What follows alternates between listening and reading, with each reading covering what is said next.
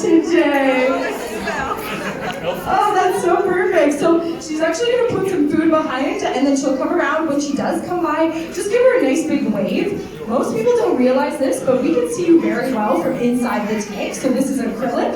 And so when she comes by, you just give a nice little wave. There we go. Oh, that's Kai. Here, we're saying hello to a Christmas Kai. Hi. Now you can see he's brought some delicious presents for these stingrays. So what do you think our stingrays love to eat? You can yell it out. Fish, absolutely, they love fish.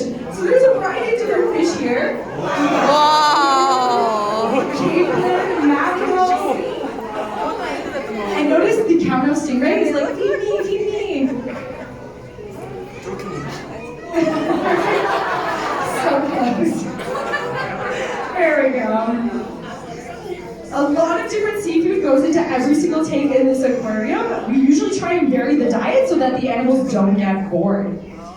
Now, the stingrays that Kai is going to be feeding are these big, beautiful girls right here. These are known as our southern stingrays. They kind of have a nice little diamond shape to them. We also nickname them our southern belles because they're only females in this tank. And the main reason why we only have females has to do a little bit with the birds and the bees. These guys will have up to 12 pups at one time. 12 babies, that's way too many to take care of, so we only have females in this tank.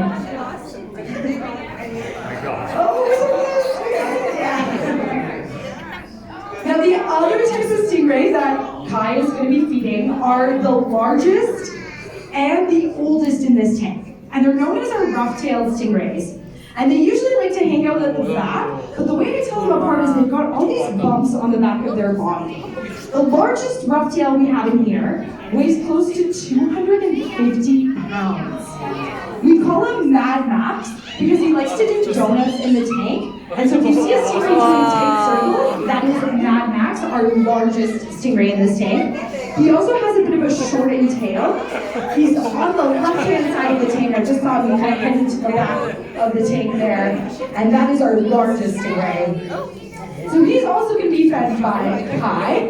The other type of stingray that's the rough-tailed one, he's our oldest. He's just over 30 years old. And we call him Super A. He does act like a grandpa and kind of grumpy old grandpa, so he usually hangs at the back of the tank. So every so often he might make an appearance if he's like hungry enough for it.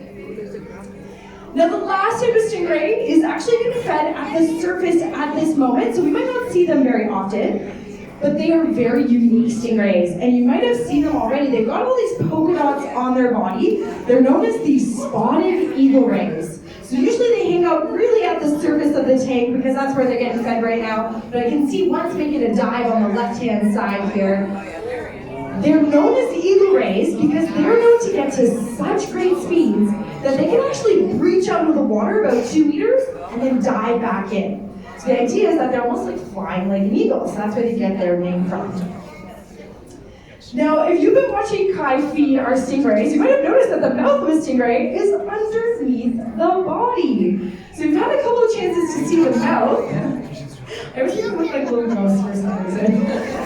So I want to see what you guys think about stingray teeth. And we're going to do this by a show of hands. So I want to see if you think stingrays have sharp teeth, flat teeth, or no teeth. Okay, so hands up if you think stingrays have sharp, pointy teeth. What do you think? Hands up for sharp, pointy teeth.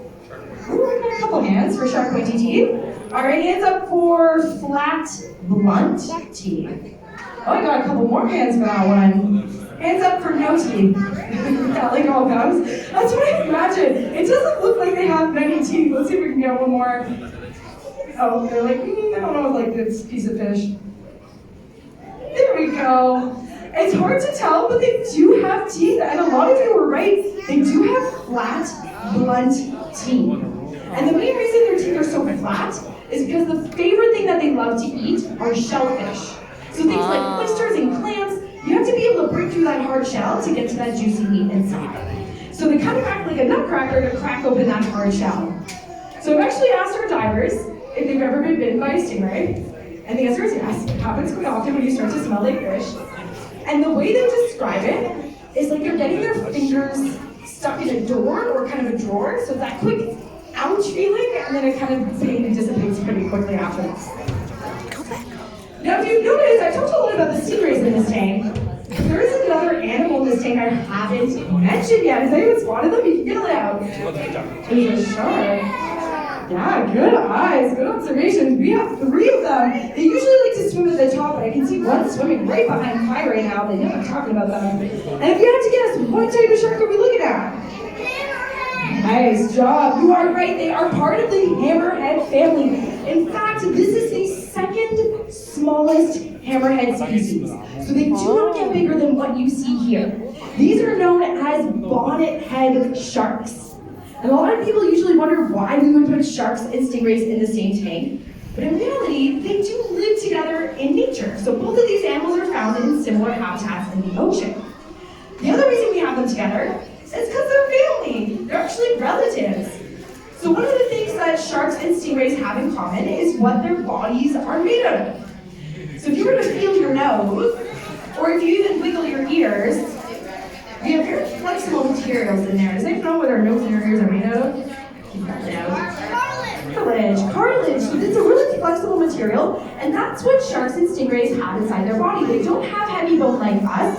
They're actually made of this flexible cartilage, which makes it a lot easier for them to swim in the water than it is for us. It almost seems like you could roll up one of these stingrays like a burrito, because you probably could. It's that flexible. The other thing that these 2 species have in common is the fact of how they find their food. Their eyes, they don't really use. They actually use something called electroreception. So they actually send electricity in the water to find their food or to run away from larger predators. Now, speaking of our predators here, a lot of people are nervous about stingrays. Because what is it that stingrays can do? And yell it out. They sting, right? So people are like, is anyone a little nervous for Kai in the water? I got no hands. Would anyone rather be Kai in the water? Does that look like a lot of fun? I know, it does look a lot of fun, especially when he's doing all these loop-de-loops that I can never do. And you're great. Kai looks like he's having a lot of fun in there, and he's not too worried about being stung. Because stingrays only use this stinging barb as a form of defense. So that's if they're feeling threatened. Now, where you find the stinging barb on a stingray is on top of the tail. Usually it's about 1/3 of the way down on top of the tail. It looks like a long, jagged fingernail coated in venom. And it kind of scratches the predator and gives you a bad rash, which stings.